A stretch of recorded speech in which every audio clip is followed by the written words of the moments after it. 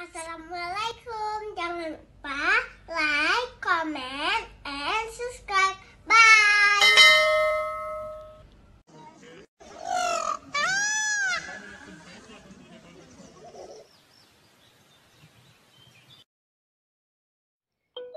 Ikhlas Hati Channel. Ikhlas mencari ilmu agama, ikhlas dalam beribadah. Semoga mendapat ridho dan rahmat dari Allah Subhanahu wa Ta'ala. Amin ya Rabbal Alamin.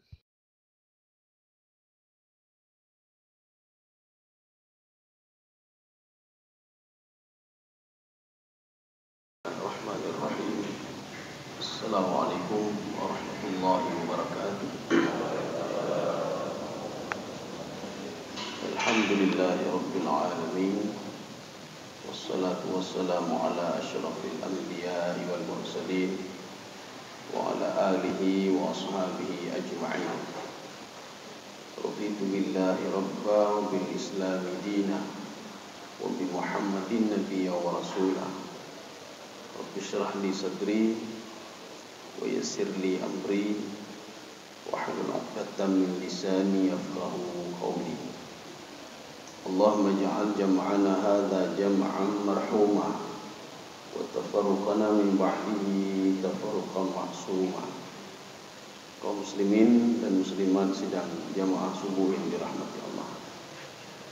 Pada pertemuan yang lalu kita sudah membahas bagaimana keadaan orang-orang di Illiyin. Salah satunya adalah diberikan nikmat oleh Allah Subhanahu wa Ta'ala. Jadi kalau kita merujuk ke dalam tafsir As-Sa'di, sebenarnya nikmat itu apa? Jadi kita jangan berpikir nanti nikmat saja, nikmat apa yang diberikan. Maka Imam As-Sa'di mengatakan kullu ma yantafi bihin nas fahuwa nikmat. Apapun yang bisa diambil manfaat oleh manusia itu nikmat namanya. Makanya kalau seandainya kita punya mata dan tidak bisa mengambil manfaat lagi, artinya nikmat mata sudah dicabut oleh Allah. Kalau kita punya jantung, kemudian tidak berfungsi sebagaimana biasa lagi, artinya nikmatnya sudah ditarik oleh Allah. Jadi yang dimaksudkan dengan nikmat di sini apapun yang bisa dia ambil manfaat itu nikmat namanya. Artinya apa? Seseorang itu ketika berada di Illiyin, itu apa saja diberikan oleh Allah. Semuanya diberikan oleh Allah. Maka kata-kata nikmat ini mencakup semuanya yang bisa diambil manfaat oleh orang itu. Kita tidak cerita lagi tentang sijin. Jadi sijin itu sudah jelas kalau ini nikmat berarti itu diberikan azab oleh Allah Subhanahu wa Ta'ala. Kaum muslimin sedang jemaah yang dirahmati Allah. Ini yang pertama. Kemudian yang kedua, mereka itu ini yang ada di Illiyin. Mereka duduk di atas alal araik. Araik itu tempat paling tinggi, ada tempat seperti kasur singgasana. Seorang itu bisa melihat amal-amal yang sudah dia lakukan di dunia. Ibadah apa saja yang sudah dia lakukan. Jadi makanya alam barzakh itu adalah salah satu pintu pembuka seorang untuk ke alam hari kebangkitan dan masuk ke dalam surga. Kalau baik di alam barzakh, berarti insyaallah jalannya juga mulus. Tapi kalau di alam barzakh itu dia di dalam sijin, itu artinya apa? Jalan menuju ke surga itu tidak bagus. Artinya dia harus masuk dulu ke dalam neraka. Jadi orang yang di sijin itulah orang yang diajak dialog nanti oleh malaikat. Makanya maksud diajak dialog begini, seperti Rasulullah katakan kepada Aisyah, wa innuqisha halaka. Kalau nanti di padang mahsyar diajak dialog sama malaikat, berarti hancurlah dia, kata Rasulullah. Habis dia, kata Rasulullah. Jadi kita maunya di padang mahsyar nanti satu pun malaikat tidak berdialog dengan kita. Maksud tidak berdialog apa? Amal ibadah kita tidak bermasalah. Artinya kalau diajak dialog berarti bermasalah dengan amal ibadah kita. Maka Rasulullah mengatakan kalau diajak dialog halak, hancur kamu, habis kamu, kata Rasulullah. Jadi artinya apa?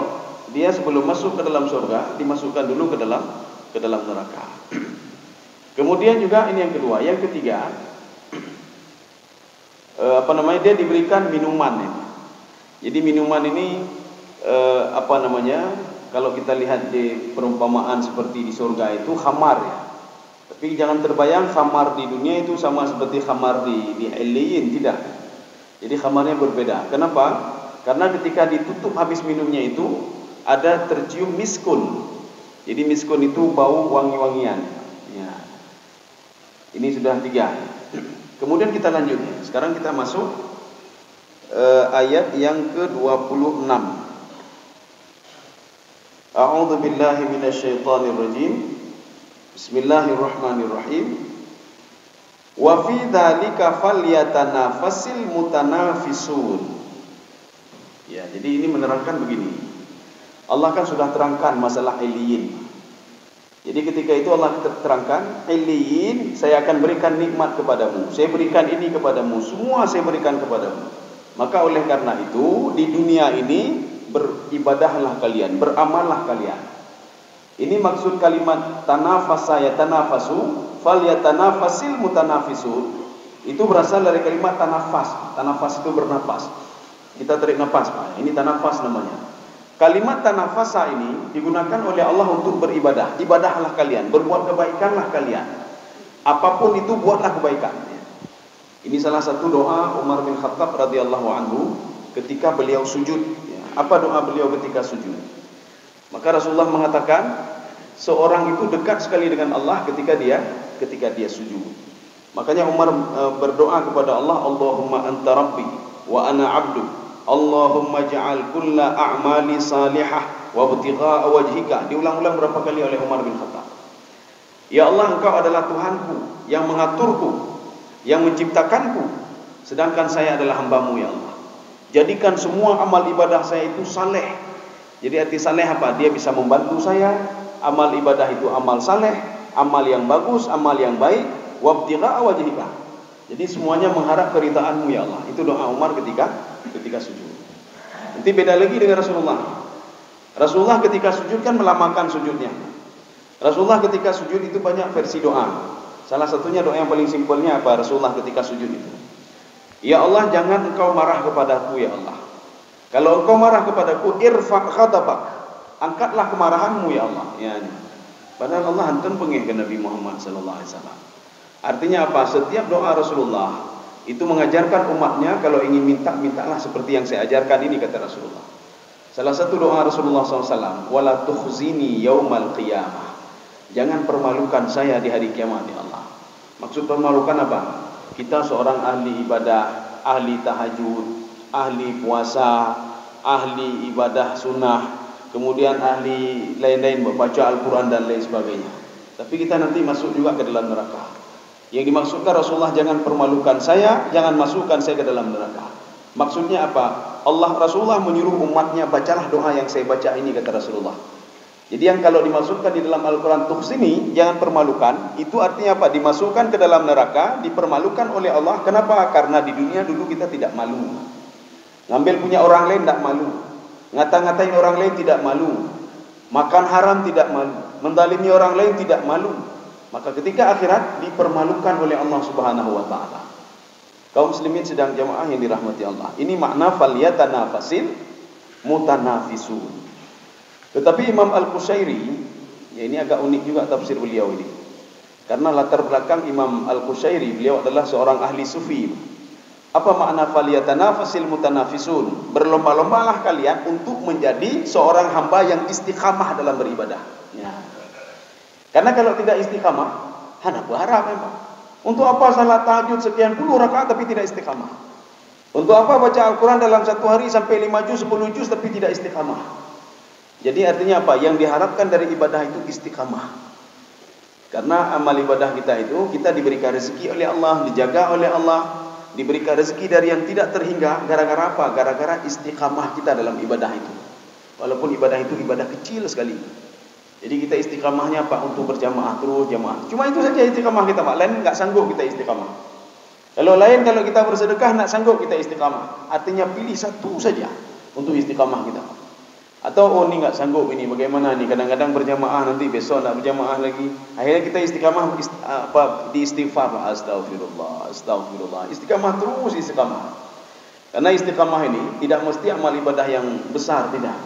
Istiqamah itu bisa saja amal ibadah yang kecil, tapi terus istiqamah sampai meninggal dunia. Makanya Imam Al-Qushairi dalam tafsir beliau menyikapi ayat ini, wa fi dzalika falyatanafasil mutanafisun. Jadi hendaklah menjadi orang yang istiqamah dalam beribadah. Berlomba-lombalah kamu menjadi orang yang istiqamah dalam beribadah. Di dalam surah Al-Jin. Jadi dalam surah Al-Jin Allah berfirman begini. Wa allaw istaqamu.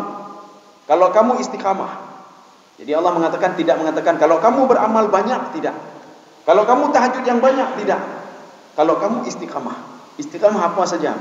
Wa allaw istaqamu la asqainahum ma'an ghadaqa. Saya berikan rezeki yang banyak kepadamu, kata Allah. Kalau kamu istiqamah. Tapi kalau kamu tidak istiqamah, jangan pernah harap rezeki dari saya.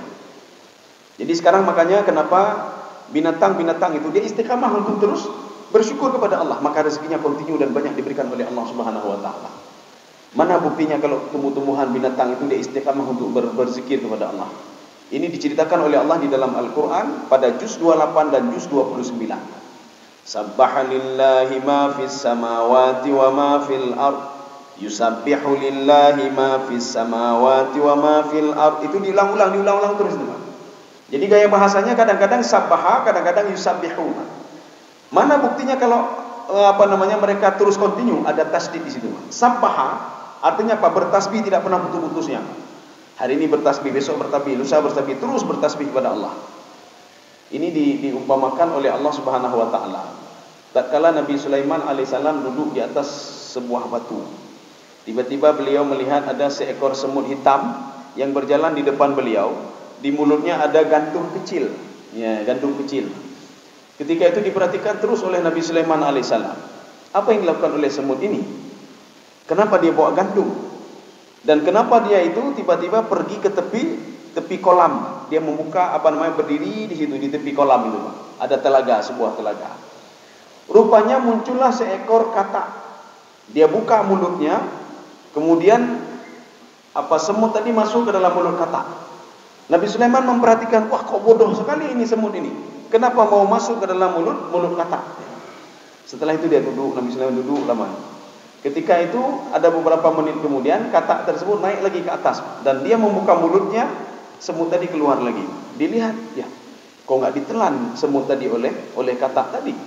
Dan yang membuat Nabi Sulaiman penasaran, gandum yang ada di mulut semut tadi kok sudah hilang, kok sudah tidak ada lagi. Akhirnya semut tadi dipanggil oleh Nabi Sulaiman alaihissalam. Nabi Sulaiman merasa bingung dengan kejadian tadi. Akhirnya dia panggil, dia tanya sama semut, ada apa dengan kamu? Tadi kamu membawa gandum, sekarang gandummu sudah tidak ada lagi. Dan tadi ada hal aneh yang saya lihat. Seekor semut menelan kamu, tapi tiba-tiba kenapa dia melepas kamu lagi? Apa jawab semut tadi? Wahai Nabi Sulaiman, wahai Raja Sulaiman. Jadi Nabi Sulaiman itu dia dalam satu posisi sebagai nabi, satu posisi sebagai raja. Sehebat apapun kamu tidak tahu apa isi telaga ini. Isi telaga ini ada sebuah batu berongga. Di situ ada seekor cacing buta. Cacingnya buta, tidak bisa keluar lagi. Kalau dia keluar mati, dia ada masuk dalam air itu. Dia tidak bisa berbuat apa-apa lagi kecuali berputar-putar saja di dalam batu berongga ini. Berarti kalau batu berongga, di dalam itu kan berarti ada udara. Kemudian Allah memerintahkan saya secara kontinu. Jadi hampir setiap hari Allah perintahkan saya untuk mengantar makanan kepada cacing buta tadi. Karena saya tidak bisa masuk ke dalam air, Allah menyuruh katak itu, kodok itu untuk membantu saya. Akhirnya saya masuk ke dalam mulut katak itu, mulut kodok tersebut, dan saya masuk ke dalam permukaan telaga. Dia membuka mulutnya, kemudian saya masuk ke dalam batu yang berongga itu. Saya berikan makanan kepada dia. Nabi Sulaiman kata, rupanya demikian rezeki yang diberikan oleh Allah, sehingga Allah tidak pernah lupa kepada makhluknya. Walaupun makhluk itu sudah buta dan dia itu berada di dasar telaga. Kemudian apa kata semut tadi? Itu kamu tidak perlu heran itu. Yang perlu kamu heran, setelah cacing buta tadi dia makan makanan yang diberikan oleh Allah tadi melalui saya, gandum tadi, dia tidak lupa berterima kasih kepada Allah. Jadi kalimat terima kasihnya bagaimana? Ini sama seperti cerita yang kita ceritakan kemarin juga, tapi binatang lain ya. Kalau ini cacing, yang kemarin kita ceritakan itu ulat ya. Cacing ini mengatakan alhamdulillahilladzi la yansa man dzakarahu. Terus continue. Alhamdulillahilladzi la yansa man dzakarahu. Terima kasih ya Allah, segala puji bagi Engkau ya Allah, yang tidak pernah lupa kepada makhluk, yang terus berzikir kepadamu ya Allah. Ya. Berzikir itu teringat kepada Allah. Karena semua cacing buta tadi dia terus berzikir, kontinu berzikir kepada Allah. Dengan begitu pula rezeki dia kontinu diberikan oleh Allah Subhanahu wa taala. Kita kalau ingin rezeki kita kontinu, maka istiqamahlah kita dalam satu hal. Kalau istiqamah dalam baca Al-Quran, terus istiqamah baca Al-Quran, jangan bulan Ramadan saja. Yang itu dekahna bulan Ramadan lika sadaqallahul azim. Tahun depan kita ketemu lagi ya. Jadi tahun ini dah cukuplah kasih jerah ya. Kasih jerah kan. Dalam bulan Quran tapi baca Quran tapi tahun depan kita ketemu lagi. Jadi jangan seperti itu ya. Jadi Al-Quran itu terus dibaca. Karena di dalam Al-Quran itu, maka Allah mengatakan begini, mukjizat Al-Quran itu letaknya di mana? Wa idza quri'al Quran fastami'u lahu. Jadi kata-kata istami'u lahu dengan sami'ah itu berbeda. Kalau mendengar Al-Quran, jadi mendengar begitu saja. Kamu ada dengar Quran? Ada, barusan baca Quran ya Pak. Itu mendengar namanya Pak. Tapi kalau fastami'u lahu, mendengar dengan seksama ya. Jadi memperhatikan dan mendengar dengan seksama. Kenapa demikian? Karena Allah mengatakan kalau kamu mendengar dengan seksama, la'allahu, mudah-mudahan kamu akan dapat petunjuk dari Al-Quran itu. Ini bagaimana ingin dapat petunjuk dari Al-Quran? Kalau kita pun mendengar begitu saja, coba dengar secara seksama kata Allah. Di situ ada cerita orang-orang dulu yang saya hancurkan, ada motivasi-motivasi beribadah, ada kalau kamu merasa gundah, susah di dunia, saya berikan cara, saya berikan jalan, semua ada dalam Al-Quran kata Allah. Cerita masa lalu yang tidak pernah terdeteksi oleh sejarawan, di situ ada dalam Al-Quran. Tak mungkin sejarawan mencatat kisah itu, karena mereka tidak menyaksikan kejadian itu. Kejadian Nabi Adam alaihissalam, kejadian iblis, kejadian Nabi Nuh alaihissalam, tidak ada sejarawan yang mencatat kejadian itu. Tapi semuanya dicatat di dalam Al-Quran ya. Kemudian kejadian-kejadian masa kita sekarang ini problemnya bagaimana, ini bagaimana, itu bagaimana. Maka Allah Subhanahu wa taala memberikan contoh pada masa Rasulullah begini. Kejadian ini akan kembali terjadi pada masa kalian juga. Kenapa pada masa Rasulullah resah? Karena mereka begini-begini. Begitu pula pada masa sekarang kalian ini. Kenapa kalian resah? Makanya ikutilah pola yang dijalankan oleh Rasulullah SAW. Ini ada dalam Al-Quran. Al-Quran cerita masalah alam barzakh. Kenapa cerita alam barzakh? Karena tidak ada satu orang pun yang sudah masuk alam barzakh, dia keluar kembali dan menceritakan kejadian itu kepada manusia, tidak pernah. Tetapi diceritakan oleh Allah dalam Al-Quran. Termasuk salah satu ini, Illiyin. Illiyin adalah alam barzakh, salah satunya alam untuk menuju ke dalam alam kebangkitan nanti. Jadi di padang mahsyar, maka seorang harus melalui alam barzakh. Tidak mungkin dia langsung. Kaum muslimin sedang jemaah yang dirahmati Allah. Ini yang dimaksudkan dengan falyatanafasil mutanafisun. Tetapi kalau di dalam tafsir Jalalain, apa kata Imam Jalalain? Hendaklah kalian itu falyartaghibu ila taatillah. Hendaklah kalian termotivasi untuk beribadah kepada Allah Subhanahu wa taala. Kenapa termotivasi? Karena itu alam barzakh itu salah satu pintu untuk apakah kita bahagia atau tidak bahagia nantinya. Karena kehidupan kita masih panjang sekali. Kalau alam barzakh, ketika kita meninggal dunia itu mendapat perlakuan yang tidak baik dari malaikat, maka sampai seterusnya akan tidak baik.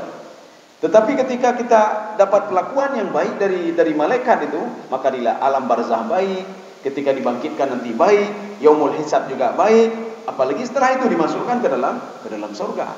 Ini belum surga lagi, ini masih alam barzakh. Jadi artinya ini adalah satu pintu untuk mengetahui apakah kita baik atau tidak baik.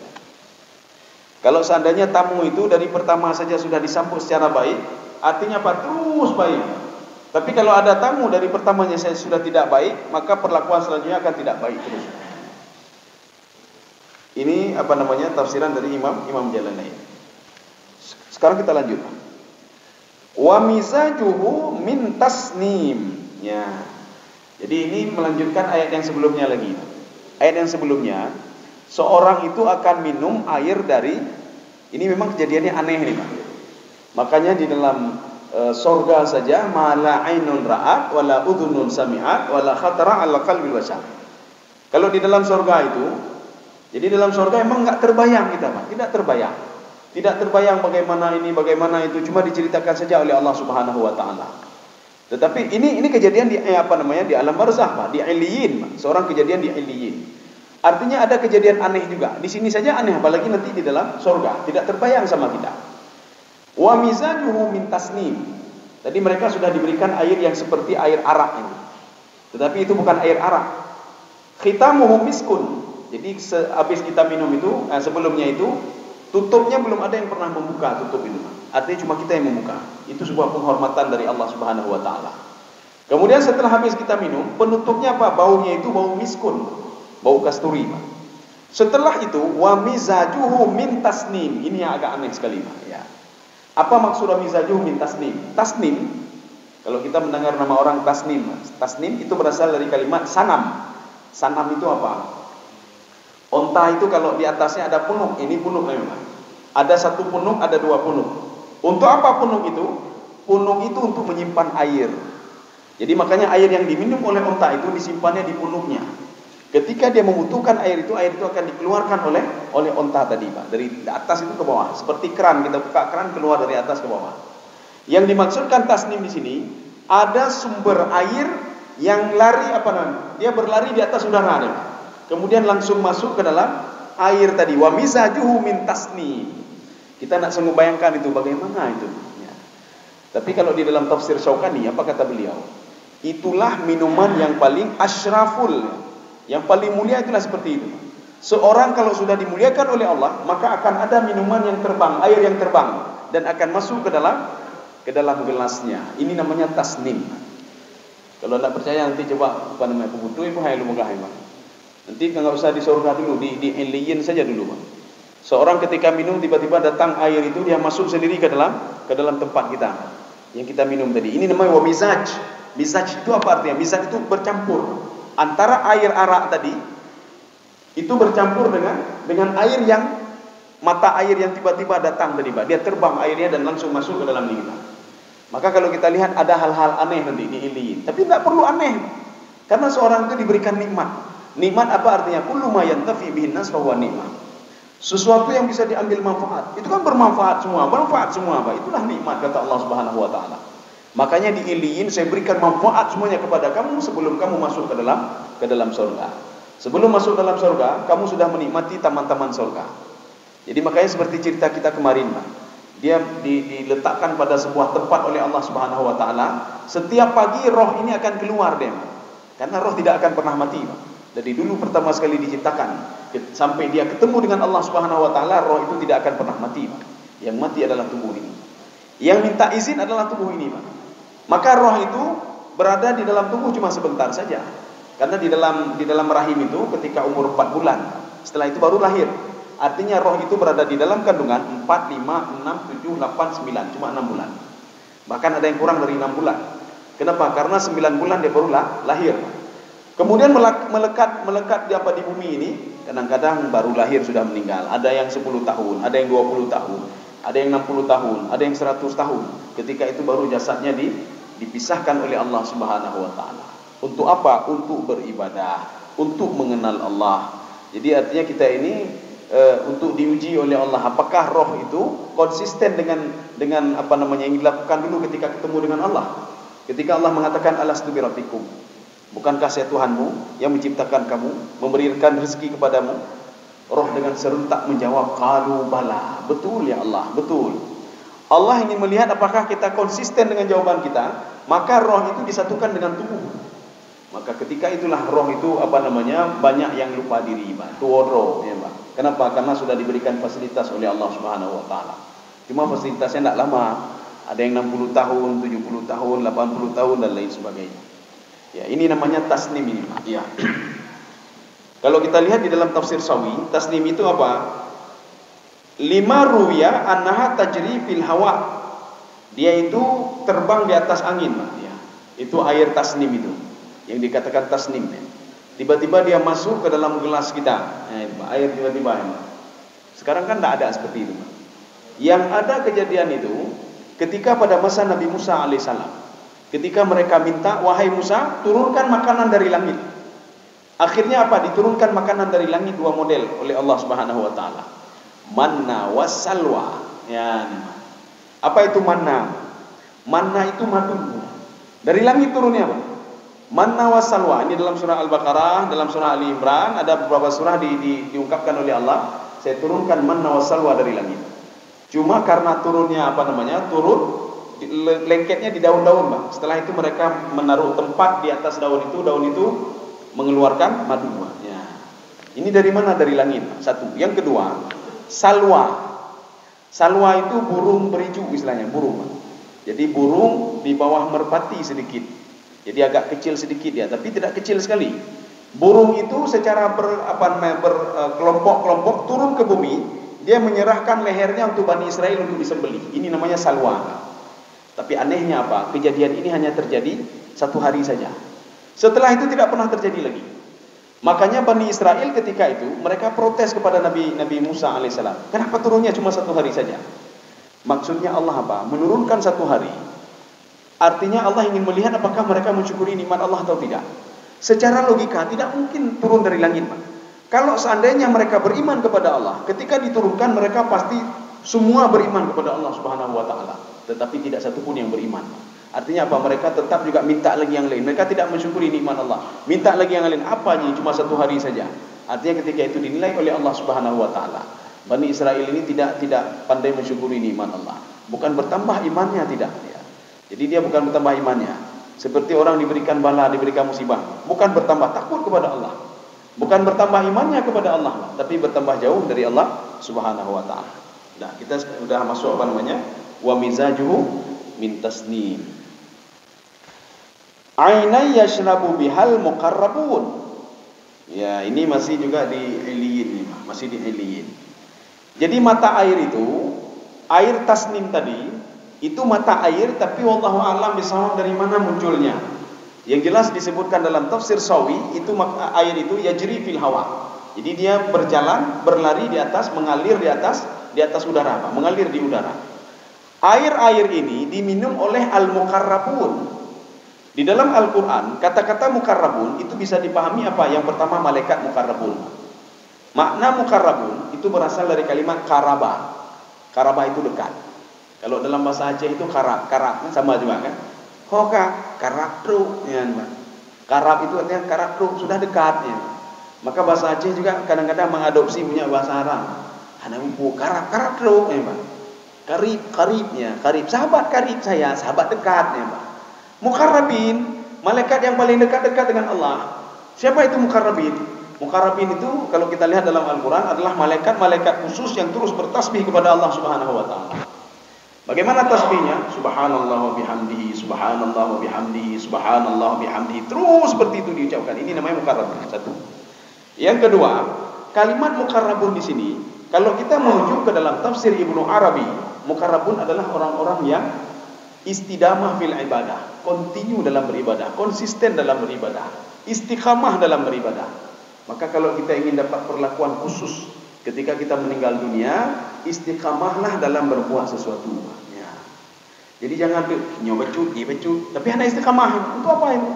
Kita buat ini sedikit, tapi tidak istiqamah. Ketika itu apa? Kita introspeksi diri, Pak. Dulu saya ada buat ini salat sunat, tapi kok nggak ada lagi? Ya, yang penting hanya istiqamah, ya, Pak. Berarti kalau orang tidak istiqamah, demikian pula rezeki kita tidak kontinu juga diberikan oleh Allah. Maka istiqamahlah terhadap sesuatu hal. Dan rezeki juga kita jangan salah. Kita jangan terpikir rezeki itu duit saja dan ini saya tidak. Rezeki itu ketenangan jiwa, itu rezeki yang paling hebat. Sehat itu saya sudah rezeki, Pak. Biasanya kita setiap bulan saja penyakit, Pak. Tapi enggak ada sakit-sakit lagi kita, Pak. Ya, sehat katanya orang. Kemudian anak kita sudah baik dengan kita, itu rezeki yang luar biasa. Kita punya anak yang saleh, rezeki yang luar biasa. Ketika kita sudah tua, ditolong sama anak ini, Pak. Itu diganti pampers kita diganti sama anak, itu rezeki yang luar biasa namanya ini, Pak. Ya. Jadi jangan berpikir rezeki itu duit saja, jabatan saja, tidak. Ya. Jadi rezeki itu banyak sekali. Jadi makanya kalau kita ingin diperlakukan oleh Allah Subhanahu wa taala, muqarrabun, orang yang dekat dengan Allah, maka buatlah suatu perbuatan itu secara istiqamah terus. Jadi kalau kita sanggup hanya 2 ibadah saja itu istiqamah. Apa itu misalnya, Pak? Kita duduk baca Al-Quran, istiqamah terus baca Al-Quran. Walaupun kita tidak sanggup untuk berjamaah secara istiqamah.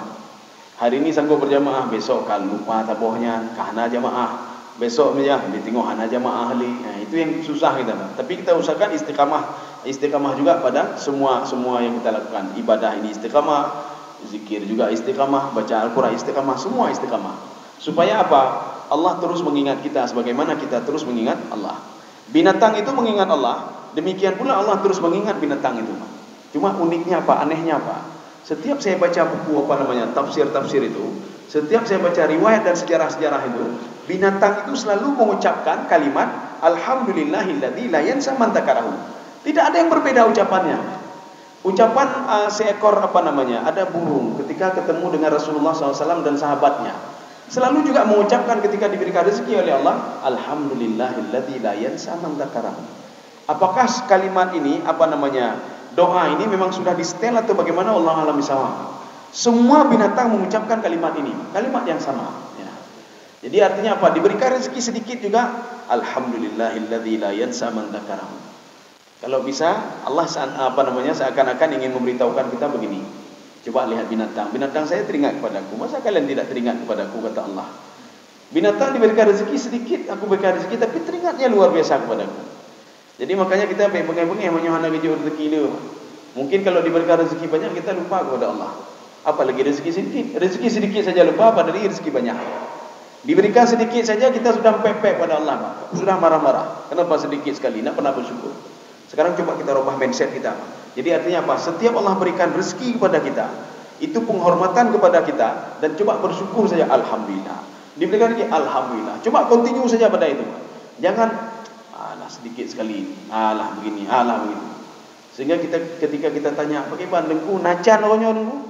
Nacan tak gaya. Tapi nacan gaya, Pak. Padahal proyek berbeda ya proyek, Pak. Besok tak tanya lagi gimana dengku? Nacan tak gaya. Mukrut tapi mukai, Pak. Nacan tapi, Pak. Tak pandai berterima kasih kepada Allah. Padahal rezeki setiap hari diberikan oleh Allah Subhanahu wa taala. Setiap hari diberikan rezeki ya. Kaum muslimin sedang jemaah yang dirahmati Allah. Ya, ini sudah kita masuk kepada al-muqarrabun. Kaum muslimin sedang jemaah yang dirahmati Allah. Kita lanjut ya. Satu ayat lagi. Innal ladzina ajramu kanu minal ladzina amanu yadhakun. Ya. Ini cerita tentang masa lalu. Jadi cerita masa lalu begini. Artinya Allah ingin menceritakan, orang ini kan bahagia di Iliyin. Kamu tahu enggak, kata Allah, dulu kata Allah, orang-orang pembuat dosa itu, yang dimaksud Allah siapa pembuat dosa itu siapa? Itulah Abu Jahal. Abu Jahal dan kroni-kroninya. Ada yang mengatakan juga bukan Abu Jahal saja, tetapi kafir Quraisy. Tapi walaupun ayat itu untuk kafir Quraisy, ayat itu untuk Abu Jahal, kan hebat sekali Abu Jahal ini. Gara-gara Abu Jahal artinya apa? Ada ayat khusus untuk Abu Jahal. Kita saja tidak ada ayat khusus untuk kita. Nabi saja hanya berapa ayat khusus untuk Nabi. Tapi Abu Jahal banyak sekali ayat untuk Abu Jahal. Terkenal dia dalam Al-Quran. Jadi Allah ingin mengatakan begini. Orang yang bahagia di Iliyin, dulu mereka diolok-olok oleh Abu Jahal. Orang yang bahagia di Iliyin, apapun mereka dapatkan nikmat itu, dulu mereka itu susah. Ya, susah mereka itu. Maka kalau kita ingin seperti orang Iliyin itu, di Iliyin diperlakukan terhormat oleh Allah, dihormati oleh Allah, maka di dunia ini siap-siap untuk susah-susah. Karena ibadah itu tidak lepas dari tiga. Apa itu? Tiga komponen mujahadah. Ibadah itu harus ada pengorbanan. Tidak ada yang mungkin tidak ada pengorbanan. Ini kalau kita merujuk ke dalam tafsir Ibnu Arabi, harus ada mujahadah. Kita pergi salat mujahadah, kita puasa mujahadah, kita berinfak mujahadah. Karena kalau berinfak itu berat sekali, untuk mengeluarkan dari saku itu berat sekali, Pak, mujahadah. Maka perlu mujahadah, pengorbanan, Pak. Kita beribadah apapun butuh pengorbanan. Kita bangun tengah malam butuh pengorbanan. Sebagaimana orang mengorbankan dirinya untuk nonton bola tengah malam, ya. Kaiblonyo, bloji, entah apa-apa kaiblo, Pak. Untuk apa? Pengorbanan, Pak. Akhirnya apa? Ini tidur siang ini. Kenapa? Karena nanti malam ada nonton bola, ya, Pak. Artinya apa? Pengorbanan, ya, pengorbanan. Untuk apa? Untuk bisa bangun tengah malam. Artinya ibadah itu juga pengorbanan, ya, Pak. Membutuhkan pengorbanan. Kita supaya dapat ilmu apa? Kita baca-baca, pengorbanan juga. Mengorbankan waktu kita untuk membaca-baca itu. Yang semuanya untuk kita juga, ya, Pak. Ini yang pertama. Yang kedua, ibadah itu tidak lari dari tajrid. Tajrid itu apa? Semua harus ikhlas karena Allah. Karena kalau tidak dilandasi oleh tajrid ini, keikhlasan karena Allah, semua amal kita ditolak semua oleh Allah Subhanahu wa taala. Kita melakukan sesuatu bukan karena Allah, semua ditolak oleh Allah. Kita salat bukan karena Allah, semua ditolak oleh Allah. Hanapu harap ya, hanapu harap. Maka jangan heran kalau kita sudah beribadah 100 tahun, naumu tertuntut 100 tahun beribadah, Tapi ketika dalam catatannya nol, nggak ada apa-apa, nggak ada apa-apa. Kenapa? Karena ikhlas itu yang tidak ada. Ikhlas itu begini, tanpa paksaan kita nikmati ibadah itu. Itulah ikhlas. Kita diajak ke royong, diajak buat ini, buat itu. Keikhlasan sendiri muncul, Pak. Kita nikmati dia, nikmati, Pak. Kita salat begitu juga, kita nikmati, Pak. Kita salat tarawih tadi malam, kita nikmati, Pak. Kempepek rumah nyom, bagian pepek. Panjang dah berjaya. Tengok hana ajak li kena. Bakal panjang dah berjaya ni, Pak. Kalau nonton bola tak ada masalah 2 jam, berdiri 2 jam, hana buku ya, Pak. Yang kemawi 2 jam hana buku ya, Pak. Mancing di tempat gelap lagi, Pak. Yang nyamuk ke penuh bagi, hana buku ya, Pak. Kenapa? Karena dia sudah menikmati, Pak. Dia nikmati mancing itu, Pak. Begitu pula ibadah, kamu membutuhkan pengorbanan, Pak. Seorang ingin memancing ke tengah lautan, pengorbanan juga di dalam ombak itu, Pak. Kamu goyang-goyang, hana buku ya, Pak, hana buku. Katanya udah kalian karak ngom agak urungnya nak. Hai pikir tu ni, Pak. Yang penting nikmat, kenikmatan. Hana buku ya, Pak. Maka begitu pula orang sudah nikmat dalam salat, Pak. Ketika salat gempa, mesti ada gempa, hana buku ya, mana buku. Tapi orang kalau tidak menikmatinya, goyang ujung dah ke payah pelung. Gua goyang, apa payah pelung, Pak. Coba lihat orang yang enggak biasa pergi mancing ke tengah lautan, Pak. Ketika goyang saya, wah kamu dah, Pak. Ya dawo ju. Ibu kah liuru tempat hai pun wong ke gelom demedom memang. Dia nikmati, Pak, orang satu lagi, tapi satu lagi tidak dia nikmatinya. Ibadah juga demikian, Pak. Jadi ibadah itu kalau kita ingin tahu kita sudah ridha atau belum, sejauh mana kita menikmati ibadah itu. Kalau kita menikmati ibadah itu seperti salat tarawih itu saja, coba lihat. Ketika habis salat tarawih kita nikmati apa enggak? Kalau tidak kita nikmati, berarti belum ada ridha dalam hati kita. Ya nak berharap. Tapi kalau kita nikmati, semangat tahan lagu, walaupun 1 jam lebih enak sekali, Pak, nikmat sekali, Pak. Itu sudah capai makam-makam ridha dia, Pak. Apapun yang dilakukan dia nikmati semuanya, Pak. Yuk kita begini, siap juga. Yuk kita begini, siap juga. Ibadah apapun siap dia lakukan, Pak. Kenapa? Kenikmatan ibadah itu sudah ada dalam hati dia. Kita baca Quran lagi, yuk. Kita buat kajian lagi, jujit, Pak. Dia nikmat, sudah nikmat, Pak. Bahkan kalau tidak dilakukan itu pusingnya. Dia tidak bersedekah, pusing dia. Tidak lakukan salat malam, dia pusing dia. Tidak baca Al-Quran, dia gundah dia. Sebagaimana orang tidak mancing 1 hari saja, gundah dia. Hana kemawi. Padahal baru 1 hari hana kemawi, Pak. Tidak jalan-jalan pagi hari ini, mumang dia, Pak. Kenapa? Karena dia sudah nikmati, Pak. Dia nikmati. Olahraga itu sudah dia nikmati. Demikian pula ibadah. Ini 2. Yang ketiga, ibadah itu tidak terlepas dari istiqamah. Kenapa istiqamah? Kalau seorang tidak istiqamah, tidak perlu harap dia balasan dari Allah, tidak perlu harap dia kontinu diberikan rezeki yang banyak oleh Allah. Karena Allah sudah mengatakan wa allau istaqamu. Dengan syarat kamu istiqamah kepadaku, kontinu beribadah kepadaku, apa saja ibadah itu, la asqainahum ma'an ghadqa. Akan saya berikan rezeki yang banyak kepada kalian. Kalian hidup sehat, kalian begini, saya jaga kalian, kata Allah. Tapi dengan syarat istiqamah, kata Allah. Ya. Kalau enggak istiqamah, hendak berharap. Makanya kadang-kadang seorang kita ketemukan di bulan Ramadan ini ibadahnya luar biasa, ibadahnya. Dia duduk tengah malam, dia baca Quran, dia nasalatul lailom, waktu habis Ramadan, hanane. Kagak ini tak kan? Hai tengok dah salat lain dah. Tengok salat lain. Tengok belum dia Ramadan mentang. Hai dah baca Quran dah. Baik li, baik nak ka. Ini enggak istiqamah namanya, Pak. Innal ladzina ajramu. Ya, ini cerita masih satu versi mengatakan, kalau tafsir Jalalain mengatakan itu Abu Jahal.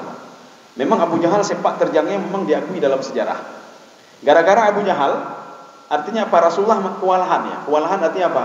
Mereka menghadapi Abu Jahal, tekanan-tekanan Abu Jahal, kemudian dia komporinya orang lain untuk melawan Rasulullah SAW. Makanya kenapa nanti kok dibiarkan Abu Jahal itu oleh Allah? Kalau tidak ada Abu Jahal, tidak ada pengorbanan dalam ibadah. Ya, maka harus ada Abu Jahal. Abu Lahab begitu juga. Ya. Jadi makanya ada yang ngomong sama saya begini nanti. Ketika diundi 10 yang kemarin cerita kemarin, Pak. Diundi 10 orang anak Abdul Muttalib. Siapa anak 10 orang itu? Di situ ada Hamzah, ada Abbas, ada Abu Lahab, kemudian ada Abdullah dan lain sebagainya. Ada Haris lagi, ada berapa orang. Kenapa undian itu selalu keluar kepada Abdullah, ayahnya Rasulullah SAW? Di undian kedua kenapa Abdullah lagi? Untuk disembelih, nazar itu, nazarnya Abdul Muttalib. Yang ketiga kenapa Abdullah lagi? Kenapa tidak Abu Lahab saja? Baik papi hanya tinggal Abu Lahabnya. Ya. Jadi lu pegah bino, kalau tidak ada Abu Lahab, maka tidak ada ayat tabbat yada Abi Lahab wa tab. Karena Abu Lahab tidak ada lagi. Kemudian yang kedua, kalau tidak ada Abu Lahab, maka tidak ada perjuangan Rasulullah. Disitulah letaknya pahala itu urungnya, Pak. Yang sama seperti pengemis kan. Maka Rasulullah mengajarkan sahabatnya begini. Ada sahabat Rasulullah bertanya, "Ya Rasulullah, banyak pengemis yang datang kepada kami ya Rasulullah, tetapi dia itu penghasilannya lebih banyak dia dibandingkan kami ya Rasulullah." Ya, dengan pengemis itu, Pak. Pengemis minta ini, minta itu, apa kata Rasulullah? "Wahai sahabat-sahabatku, berikanlah sesuatu itu kepada seseorang walaupun dia di atas kuda." Maksud di atas kuda apa? Walaupun dia orang kaya. Dia minta sama kamu, artinya dia butuh. Berikan saja, kamu sudah dapat pahala. Bempepep, gak ada pahala. Makanya kita ini kalau ingin dapat pahala, lihat kan ada datang pengemis, Pak, rumah, Pak. Ya. Supaya kita balik image kita ini, mindset kita, supaya tidak dapat dosa. Ketika datang pengemis, katruk ladang pahala lun. Ya. Katruk ladang pahala lun. Kamu demi pahala lun ni, Pak. Tapi kalau ada sebagian orang, kau urung thot tapi truk lom, jak lom kan. Namun pun tapi kan yang tapi truk, katruk lom kan. Baru bandrunya katruk lom. Besok beliau lagi. Yang dosa tapi ni, Pak. Maka gara-gara beliau kita dapat pahala, Pak. Artinya apa? Waktu sampai beliau, supaya mindset kita ini tidak mikir macam-macam sama dia. Waduh, ladang pahala saya sudah sampai. Ya, Pak. Maka tiap datang pengemis itu pahala selalu dapat kita, Pak. Karena kita bahagia lihat dia, Pak. Ini waktu lihat dia kita kerut muka, "Kak, urung tak tebi kau. Kakaya aja katanya, Pak. Dia minta duit sini, minta duit sana. Ini kata si A, saya penghasilan saya sebulan 4 juta, dia sampai 10 juta penghasilan dia. Saya pergi kantor, pergi ini, sibuk, dia cuma minta-minta sudah dapat sekian." Ini kan artinya kan dapat dosa saja kita. Artinya supaya kita dapat pahala, setiap lihat dia senang kita. Alhamdulillah, ladang pahala saya. Cuma lawi hana peng lo mati hana lunjuk ini. Ya, dia ladang pahala sudah ada. Ada rugi kalau tidak kita berikan sesuatu sama dia. Kaum muslimin sedang jemaah yang dirahmati Allah. Itu belum lagi malaikat yang berubah wujud menjadi pengemis, ya, Pak. Ya. Talah-talah denak rumah denak malaikat, Pak. Ya. Kepun balik-balik tapi balik kena, ya, Pak. Yang tiba-tiba malaikat bagi ban. Ini sebagaimana kisah di dalam hadis itu, ada 3 orang yang diberikan penyakit oleh Allah. Ada penyakit rambutnya tak tumbuh-tumbuh. Ada penyakit sumpah. Satu lagi ada penyakit apa itu lupa saya, ada 3. Ya. Ketika itu diberikan nikmat oleh Allah, mereka sembuh dari penyakitnya. Akhirnya apa? Datang malaikat ke rumah mereka, satu-satu datang, berubah wujud menjadi manusia. Akhirnya yang pertama mencaci maki, yang kedua begitu juga mencaci maki, Pak. Padahal dulu mereka seperti orang pengemis ini juga. Akhirnya apa? Diberikan bala oleh Allah, dikembalikan kepada bentuk semula mereka itu. Rezekinya semua dicabut oleh Allah, kecuali orang yang ketiga. Dia mensyukuri nikmat Allah Subhanahu wa taala. Ketika datang pengemis itu, waduh, ladang pahala saya sudah datang lagi katanya. Dia berikan. Ladang pahala saya datang lagi, dia berikan. Ditanya oleh pengemis ini, "Kenapa kamu begitu baik sama saya?" Apa dijawab oleh orang yang ketiga? "Karena saya dulu juga seperti kamu. Saya juga membutuhkan orang lain, saya minta-minta sama orang lain." Ya. Kaum muslimin sedang dirahmati Allah. Kanu minal ladzina amanu yadhakun. Jadi seperti Abu Jahal tadi. Ini kalau dalam tafsir Jalalain. Kalau di dalam tafsir lain, Imam Syaukani, Ibnu Arabi, Al-Qurtubi, At-Tabari, beliau mengatakan ini siapa? Ini kufarul Quraisy, orang kafir-kafir Quraisy. Jadi walaupun ayat ini dikhususkan untuk kafir Quraisy, ini juga berlaku untuk kita. Jadi untuk kita bagaimana? Kita ini yang masuk ke dalam eliyin adalah mereka-mereka yang dulunya diolok-olok oleh orang lain. Ini termasuk kita kalau pergi ke masjid kan, alah ajak masjid tapi boleh masjid tapi nyan, Pak. Alah baca Quran, diolok-olok memang. Pernah bubutnya, banyak bantunya, pernah bayar zakat, itu apa bayar zakatnya? Kan itu kan hasil sendiri, itu apa bayar zakatnya? Jadi artinya diolok-olok dan dikata-katain. Inilah orang-orang yang berhasil di Iliyin nanti. Makanya Allah mengatakan, orang-orang di Iliyin itu adalah orang-orang yang dulu diolok-olok oleh Abu Jahal, diolok-olok oleh kafir Quraisy, diolok-olok oleh orang yang tidak senang kepada orang beribadah. Dan mereka menertawakan mereka, Pak. Ya tuhakun, ditertawakan. Ya, Pak. Jadi makanya sebagai penutup, Rasulullah mengatakan begini, Islam itu datangnya aneh-aneh, dan dia nanti sedikit-sedikit akan hilang, ya. Dan maka Rasulullah mengatakan beruntunglah bagi orang-orang asing, aneh. Dilihat pergi ke masjid aneh, asing kita. Tetapi ketika orang berbuat maksiat tidak aneh. Sekarang orang berbuat maksiat di mana-mana di jalan, tidak aneh. Tapi ketika kita buat kita baca Al-Quran dianggap aneh, kita salat dianggap aneh, kita berpuasa dianggap aneh. Maka ada statement kan begini, Kita mengatakan kepada orang tidak puasa, hargailah orang-orang yang berpuasa. Baik nepaju di siang hari. Apa jawab mereka? Kalian juga harus menghargai orang yang tidak berpuasa. Kata ulama. Kata balik. Jadi orang itu mengatakan hargailah orang yang tidak berpuasa. Ya, sebenarnya orang yang enggak puasa hargai orang yang tidak berpuasa. Lagi orang mengatakan hargailah orang salat, jangan buat keributan. Orang buat keributan mengatakan hargailah orang yang tidak salat. Ya, nampak. Ya. Hargailah orang yang tidak salat. Hargailah orang yang tidak ini. Kata balik ini. Hana ada orang pegah hal jamu ni. Tak pegah bino kai pegah bini. Ya, ya. Saya rasa cukup sekian. Mungkin ada yang ingin didialogkan, kami persilakan.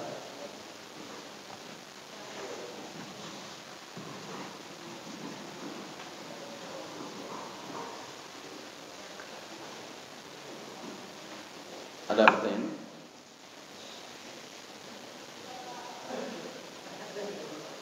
Ada ya.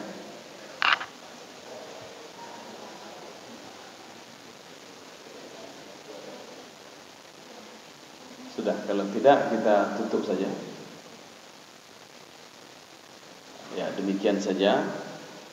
Mudah-mudahan ada manfaatnya bagi saya sendiri dan jemaah sekalian. Subhanakallah bihamdika asyhadu an la ilaha illa anta astaghfiruka wa atubu ilaik. Assalamualaikum warahmatullahi wabarakatuh.